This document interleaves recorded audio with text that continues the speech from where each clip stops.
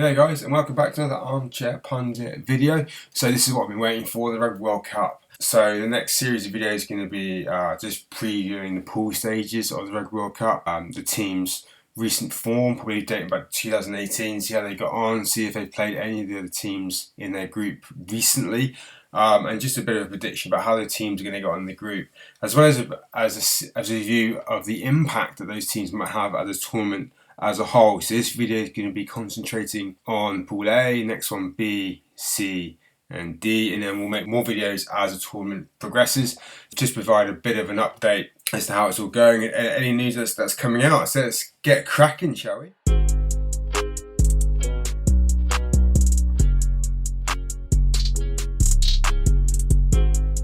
Pool A. So it's going to be a pretty competitive pool, to be honest with you. There's some good teams in here. It's not as strong as some of the others, but it's still going to be pretty good. So we've got Ireland, Scotland, Japan, Russia and Samoa. I made a draw preview video quite a while back. It's one of my last ones that I made. I put a link into it. I thought that Romania would be in the group instead of Russia, and I thought Tonga would be in the group instead of Samoa. But I think overall, I think Ireland will be very happy with this group. They don't really have any other sort of maybe what you call maybe top 5, top 8 teams. They've got Scotland, but I don't think Ireland will necessarily be too worried about Scotland. And they obviously then have Japan, who can cause issues. We saw in 2015, and also recently a couple of other results. They've got Russia, who I think are just here for the experience. It's very good to see Russia in the tournament, and then also Samoa, who, should they get their act together, could cause some problems. But let's have a bit of a deep dive into the group itself. So Ireland have qualified the quarterfinal 6 times, haven't progressed any further than that. They'll be looking to put that right in 2019. Scotland again, quarterfinal 6 times, semi-finals once. Japan have never gone out of the group. Russia, this is their first tournament, and Samoa have actually qualified for the quarterfinal twice. So I mean, no, they got a bit of history. Ireland, Scotland, I mean, they're going to be the top 2 teams. And their sort of results since the last World Cup, really, you'd have to probably say back on. You back Ireland. They've had 3 wins out of last 4. Last time Scotland beat Ireland was 2017. They beat them 27-22, so it's pretty close. Otherwise, it's been Ireland at a decent rate beating Scotland. And you think of the prestige of the World Cup, Ireland aren't going to really hold back. Just continue with Ireland and their recent results. They've actually played Japan a couple of years ago, 2017. They played them twice, beat them 50-22 and 35-13. So showing that Japan can actually score some points against Ireland. Whether or not they have the quality to beat them is up for debate. Moving on to Russia. Let's talk about Russia. I said before that I like the fact that Russia are in the tournament. Whether they can compete or not, I don't think so. I think it'll be another case of the sort of Portugal experiment in 2007 and things like that. But hopefully, Russia's actually getting some backing in behind their rugby, so hopefully it will keep improving. They generally play the tier 2 teams. They played 2019. Let's go through the 2019 results. They played Uruguay, Namibia, and Italy. So not a lot of rugby. They lost to Uruguay 48-26, beat Namibia 20-0, and lost to Italy 85-15. So obviously, Italy are probably the biggest opponent they've had in terms of the last 2 years. In 2018, they played Japan, Canada, and USA, and managed to win against Canada. I think the lack of regular quality opposition is going to really hinder them. I'm not sure too much about their squad and where they play. I haven't really heard the reports about them making waves in the European competitions, but I will dig a little bit deeper into that and have a look at the Russian individual players and see if they've got anyone who stands out. Japan, let's have a quick chat about Japan. 2019, they've had good wins. They beat Fiji, Tonga, USA. They lost to South Africa. I guess South Africa a bit of revenge for the 2015 World Cup. 2018, they won and they lost to Italy, and they beat Georgia and Russia, games that they would expect to win. It's good that they're beating Italy, or certainly competing. Won one, lost one.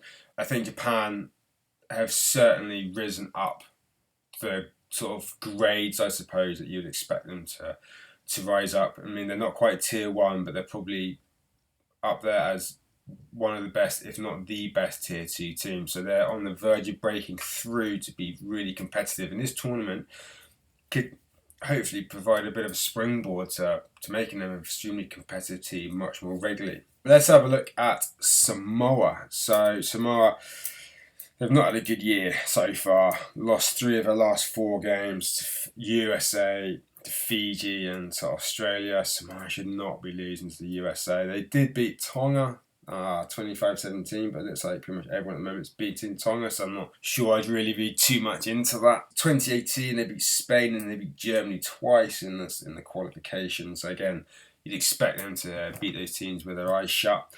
They lost to Fiji, Tonga, USA again, and Georgia. Again, Georgia, very competitive side. Got some very, very good young players. I think last 20s championship, Georgia, I think, came 9th, which is their best result so far, which is pretty good. So it's promising signs from Georgia. They haven't played a tier 1 team, really, like a proper tier 1 team, since 2017. So it's 18 months or so of not playing top quality opposition. So they've got this similar problem to Russia. Obviously, they've got the Samoan players playing leagues all over the world, so that's not a problem. But it's getting them together and it's getting them to compete as a group against those bigger size and bigger nations. Scotland, 2019, they had a bit of a shaky Six Nations, but they did a very, very good comeback draw against England. They won games against Georgia, which you'd expect them to win. I like the fact they played Georgia twice and once away, once at home, which is extremely good. 2018, again, hit and miss Six Nations. They won, they beat England. England always seem to struggle against Scotland, I don't know why. And they beat France and had a big win against Argentina. I think it was 40 odd points. So, it's very good. Scotland seem to be able to produce the results when they need to. Whether or not they can do it consistently, I don't know. That's up for debate, and we'll have to see. Let's have a look at how I think the teams from Pool A are going to impact the tournament, how far I think they could go. I made a video a while ago about when the draw came out, and I said that Ireland could well get to the final. I think in the final they would face New Zealand and ultimately lose to New Zealand.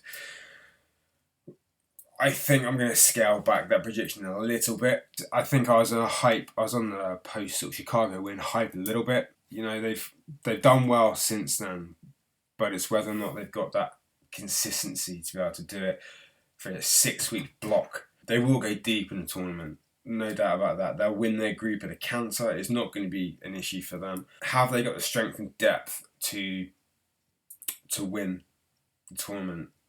I'm not sure. If they get a few key injuries, if Johnny Sexton goes down, have they got a real plan B?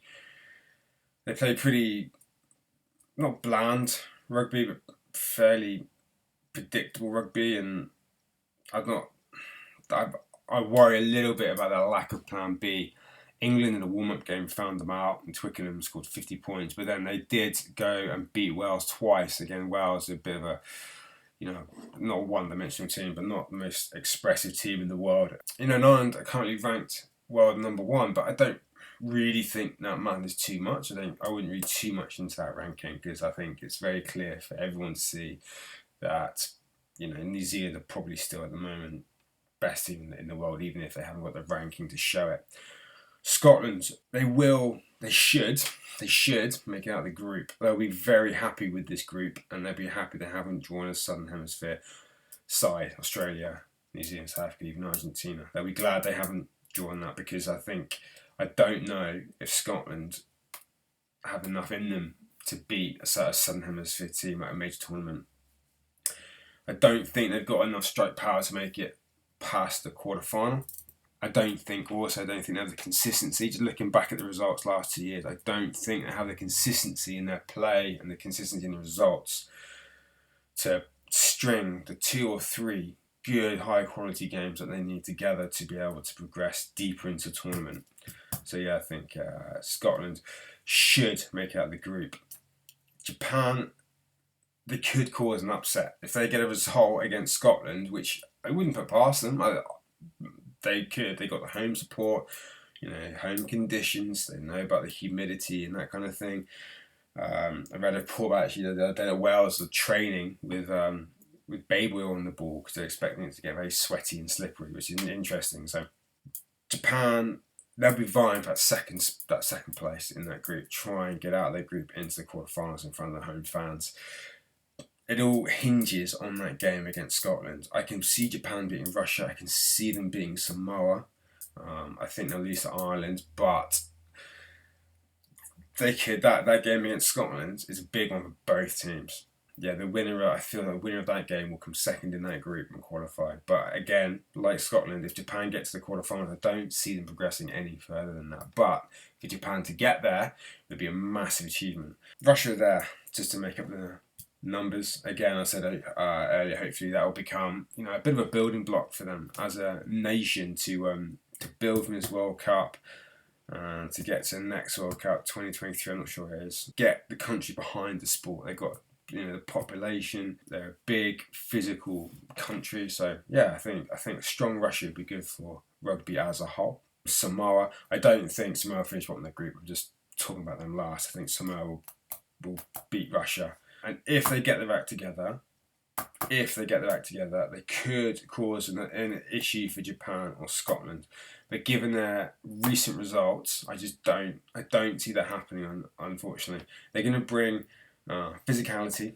They're going to bring a lot of fun, a lot of excitement, and they'll beat Russia. They'll lose to Ireland, and they will push Japan and they'll push Scotland.